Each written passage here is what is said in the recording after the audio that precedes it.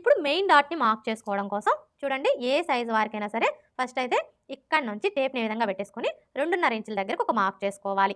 ఇలా మార్క్ చేసుకున్న తర్వాత ఇప్పుడు డాట్ వెడల్పుని మార్క్ చేసుకోవాలి. ఈ డాట్ వెడల్పుని మార్క్ చేసుకునేటప్పుడు మనకి ఆది బ్లౌజ్‌తో పని లేదండి.